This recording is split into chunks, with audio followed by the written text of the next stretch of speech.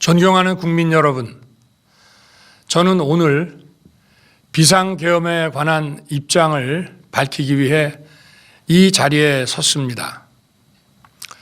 지금 야당은 비상계엄 선포가 내란죄에 해당한다며 광란의 칼춤을 추고 있습니다. 정말 그렇습니까? 과연 지금 대한민국에서 국정마비와 국헌문란을 벌이고 있는 세력이 누구입니까? 지난 2년 반 동안 거대 야당은 국민이 뽑은 대통령을 인정하지 않고 끌어내리기 위해 퇴진과 탄핵 선동을 멈추지 않았습니다. 대선 결과를 승복하지 않은 것입니다. 대선 이후부터 현재까지 무려 178회에 달하는 대통령 퇴진 탄핵 집회가 임기 초부터 열렸습니다. 대통령의 국정 운영을 마비시키기 위해 우리 정부 출범 이후부터 지금까지 수십 명의 정부 공직자 탄핵을 추진했습니다. 탄핵된 공직자들은 아무 잘못이 없어도 소추부터 판결 선고시까지 장기간 직무가 정지됩니다. 탄핵이 발의되고 소추가 이루어지기 전 많은 공직자들이 자진 사퇴하기도 하였습니다. 탄핵 남발로 국정을 마비시켜 온 것입니다. 장관, 방통위원장 등을 비롯하여 자신들의 비위를 조사한 감사원장과 검사들을 탄핵하고 판사들을 겁박하는 지경에 이르렀습니다. 자신들의 비위를 덮기 위한 방탄 탄핵이고 공직기관과 법질서를 완전히 무너뜨리는 것입니다. 뿐만 아니라 위헌적 특검 법안을 27번이나 발의하면서 정치 선동 공세를 가해 왔습니다. 급기야는 범죄자가 스스로 자기에게 면죄부를 주는 셀프 방탄 입법까지 밀어붙이고 있습니다. 거대 야당이 지배하는 국회가 자유민주주의의 기반이 아니라 자유민주주의 헌정 질서를 파괴하는 괴물이 된 것입니다. 이것이 국정마비요, 국가 위기 상황이 아니면 무엇이란 말입니까? 이것뿐만이 아닙니다. 지금 거대 야당은 국가 안보와 사회 안전까지 위협하고 있습니다.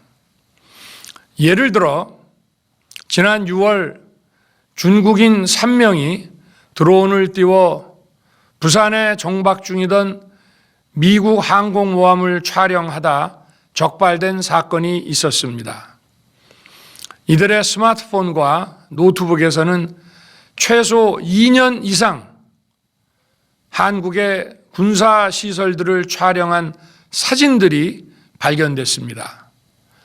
지난달 40일에는 40대 중국인이 드론으로 국정원을 촬영하다 붙잡혔습니다. 이 사람은 중국에서 입국하자마자 곧장 국정원으로 가서 이 같은 일을 벌인 것으로 확인됐습니다.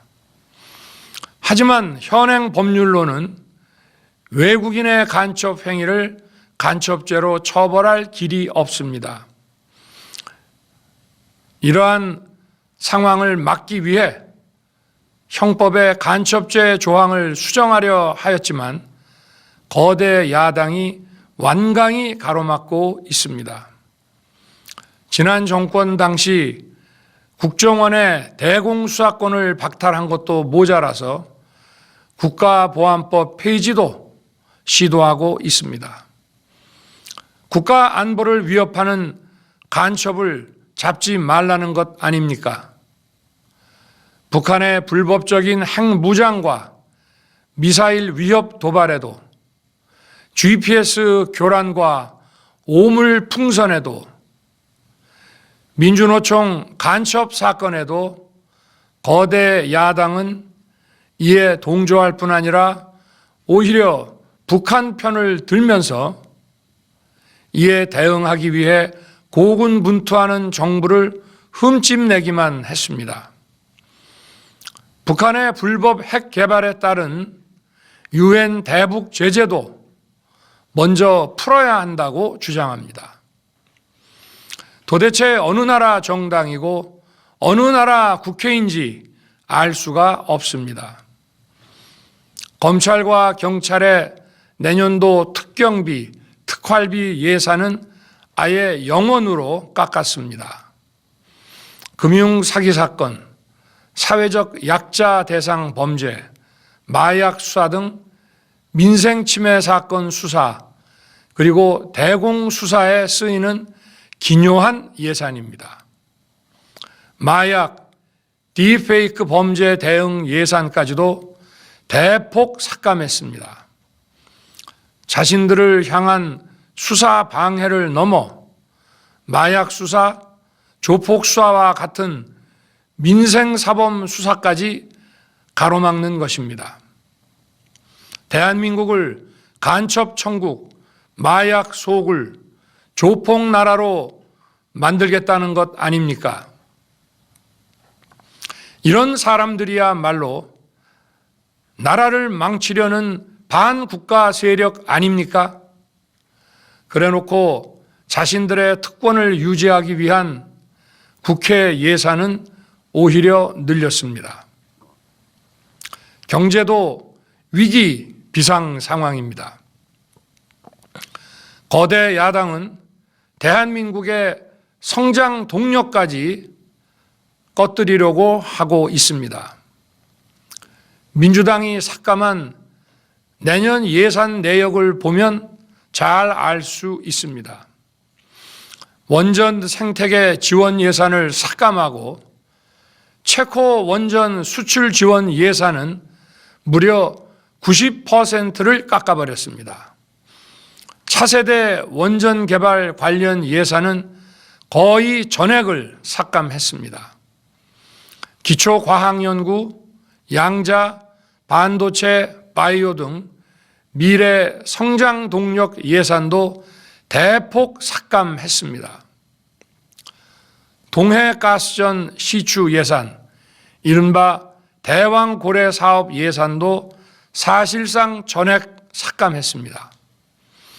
청년 일자리 지원 사업, 취약계층 아동 자산 형성 지원 사업, 아이들 돌봄 수당까지 손을 댔습니다. 산업 생태계 조성을 위한 혁신 성장 펀드, 강소기업 육성 예산도 삭감했습니다. 재해 대책 예비비는 무려 1조 원을 삭감하고 팬데믹 대비를 위한 백신 개발과 관련 R&D 예산도 깎았습니다.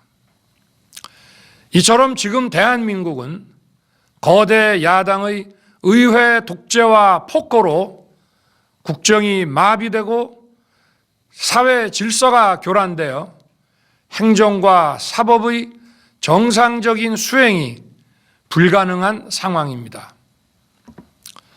국민 여러분, 여기까지는 국민 여러분께서도 많이 아시고 계실 것입니다. 하지만 제가 비상계엄이라는 엄중한 결단을 내리기까지 그동안 직접 차마 밝히지 못했던 더 심각한 일들이 많이 있습니다. 작년 하반기 선거관리위원회를 비롯한 헌법기관들과 정부기관에 대해 북한의 해킹 공격이 있었습니다. 국가정보원이 이를 발견하고 정보 유출과 전산 시스템 안전성을 점검하고자 했습니다. 다른 모든 기관들은 자신들의 참관하에 국정원이 점검하는 것에 동의하여 시스템 점검이 진행되었습니다. 그러나 선거관리위원회는 헌법기관임을 내세우며 완강히 거부하였습니다. 그러다가 선관위의 대규모 채용 부정 사건이 터져 감사와 수사를 받게 되자 국정원의 점검을 받겠다고 한 발 물러섰습니다. 그렇지만 전체 시스템 장비의 아주 일부분만 점검에 응하였고 나머지는 불응했습니다. 시스템 장비 일부분만 점검했지만 상황은 심각했습니다. 국정원 직원이 해커로서 해킹을 시도하자 얼마든지 데이터 조작이 가능하였고 방화벽도 사실상 없는 것이나 마찬가지였습니다. 비밀번호도 아주 단순하여 1, 2, 3, 4, 5 같은 식이었습니다. 시스템 보안관리 회사도 아주 작은 규모의 전문성이 매우 부족한 회사였습니다. 저는 당시 대통령으로서 국정원의 보고를 받고 충격에 빠졌습니다. 민주주의의 핵심인 선거를 관리하는 전산 시스템이 이렇게 엉터리인데 어떻게 국민들이 선거 결과를 신뢰할 수 있겠습니까? 선관위도 국정원의 보안 점검 과정에 입회하여 지켜보았지만 자신들이 직접 데이터를 조작한 일이 없다는 변명만 되풀이할 뿐이었습니다. 선관위는 헌법기관이고 사법부 관계자들이 위원으로 있어 영장에 의한 압수수색이나 강제 수사가 사실상 불가능합니다. 스스로 협조하지 않으면 진상규명이 불가능합니다. 지난 24년 4월 총선을 앞두고도 문제 있는 부분에 대한 개선을 요구했지만 제대로 개선되었는지는 알 수 없습니다. 그래서 저는 이번에 국방장관에게 선관위 전산 시스템을 점검하도록 지시한 것입니다. 최근 거대 야당 민주당이 자신들의 비리를 수사하고 감사하는 서울중앙지검장과 검사들, 헌법기관인 감사원장을 탄핵하겠다고 하였을 때 저는 이제 더 이상은 그냥 지켜볼 수만 없다고 판단했습니다. 뭐라도 해야 되겠다고 생각했습니다. 이들은 이제 곧 사법부에도 탄핵의 칼을 들이댈 것이 분명했습니다. 저는 비상계엄령 발동을 생각하게 되었습니다. 거대 야당이 헌법상 권한을 남용하여 위헌적 조치들을 계속 반복했지만 저는 헌법의 틀 내에서 대통령의 권한을 행사하기로 했습니다. 현재의 망국정 국정마비 상황을 사회 교란으로 인한 행정사법의 국가기능 붕괴 상태로 판단하여 계엄령을 발동하되 그 목적은 국민들에게 거대 야당의 반국가적 패악을 알려 이를 멈추도록 경고하는 것이었습니다. 그럼으로써 자유민주주의 헌정질서의 붕괴를 막고 국가 기능을 정상화하고자 하였습니다. 사실 12월 4일 계엄 해제 이후 민주당에서 감사원장과 서울중앙지검장 등에 대한 탄핵안을 보류하겠다고 발표하여 짧은 시간의 계엄을 통한 메시지가 일정 부분 효과가 있었다고 생각했습니다. 그러나 이틀 후 보류하겠다던 탄핵 소추를 그냥 해버렸습니다. 비상계엄의 명분을 없애겠다는 뜻이었습니다.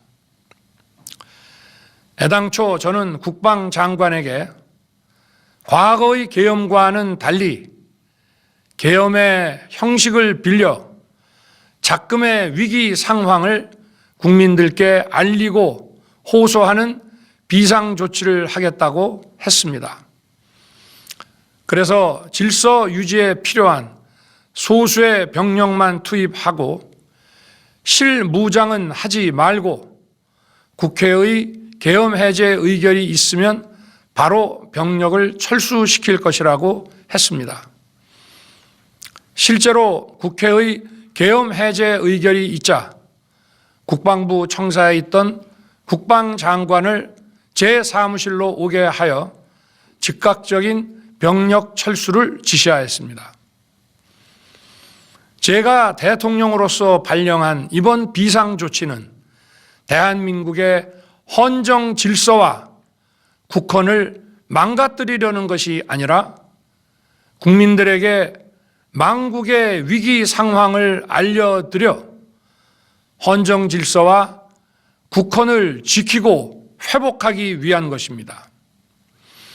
소규모이지만 병력을 국회에 투입한 이유도 거대 야당의 망국적 행태를 상징적으로 알리고 계엄 선포 방송을 본 국회 관계자와 시민들이 대거 몰릴 것을 대비하여 질서 유지를 하기 위한 것이지 국회를 해산시키거나 기능을 마비시키려는 것이 아님은 자명합니다. 300명 미만의 실무장하지 않은 병력으로 그 넓은 국회 공간을 상당 기간 장악할 수 없는 것입니다.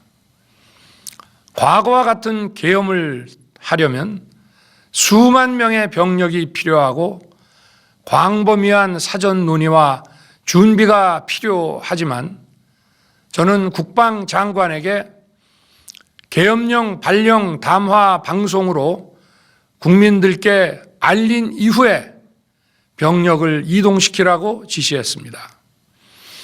그래서 10시 30분 담화 방송을 하고 병력 투입도 11시 30분에서 12시 조금 넘어서 이루어졌으며 1시 조금 넘어 국회의 계엄 해제 결의가 있자 즉각 군 철수를 지시하였습니다. 결국 병력이 투입된 시간은 한두 시간 정도에 불과합니다. 만일 국회 기능을 마비시키려 했다면 평일이 아닌 주말을 기해서 계엄을 발동했을 것입니다. 국회 건물에 대한 단전 단수 조치부터 취했을 것이고 방송 송출도 제한했을 것입니다. 그러나 그 어느 것도 하지 않았습니다. 국회에서 정상적으로 심의가 이루어졌고 방송을 통해 온 국민이 국회 상황을 지켜보았습니다. 자유민주 헌정 질서를 회복하고 수호하기 위해 국민들께 망국적 상황을 호소하는 불가피한 비상조치를 했지만 사상자가 발생하지 않도록 안전사고 방지에 만전을 기하도록 하였고 사병이 아닌 부사관 이상 정예 병력만 이동시키도록 한 것입니다. 저는 이번 비상계엄을 준비하면서 오로지 국방장관하고만 논의하였고 대통령실과 내각 일부 인사에게 선포 직전 국무회의에서 알렸습니다. 각자의 담당 업무 관점에서 우려되는 반대 의견 개진도 많았습니다. 저는 국정 전반을 보는 대통령의 입장에서 현 상황에서 이런 조치가 불가피하다고 설명했습니다. 군 관계자들은 모두 대통령의 비상계엄 발표 이후 병력 이동 지시를 따른 것이니만큼 이들에게는 전혀 잘못이 없습니다. 그리고 분명히 말씀드리지만 저는 국회 관계자의 국회 출입을 막지 않도록 하였고, 그래서 국회의원과 엄청나게 많은 인파가 국회 마당과 본관, 본회의장으로 들어갔고 계엄 해제 안건 심의도 진행된 것입니다.